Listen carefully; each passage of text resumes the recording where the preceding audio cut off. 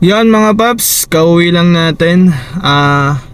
Ang biyahe natin umabot ng 15 hours na nasa labas tayo na bumabiyahe. At ang biniyahe ko ngayon, ang kilometro ay 126 kilometers.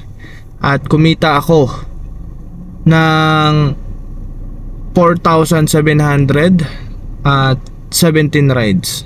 Alright, so paano ko siya nakuha? Ito yung video. Good morning sa inyo. Let's grind na, biyahe na. Usap-usapan ngayon, matumal daw at mababa ang pamasahe. Sige, try natin. Subukan natin mga kailang rides tayo at ilang kilometers at magkano ang kikitain natin ngayon. Kasi usapan ngayon, mababa na, wala na masyadong kinikita. Try natin kung ilang biyahe.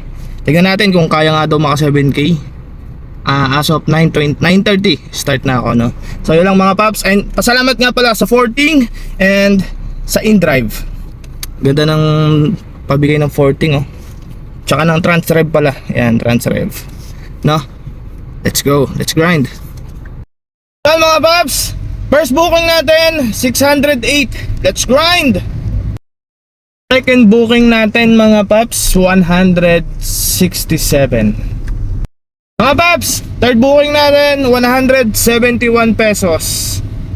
Booking natin mga paps 360. Fourth booking. 5 bookings 110. Mga paps, pang 6 booking na natin 172 pesos. Paps, pang 7 booking natin 225. Pang 8 bookings natin 185 pesos. Pang 9 bookings 421. Bakbaka na sa rush hour.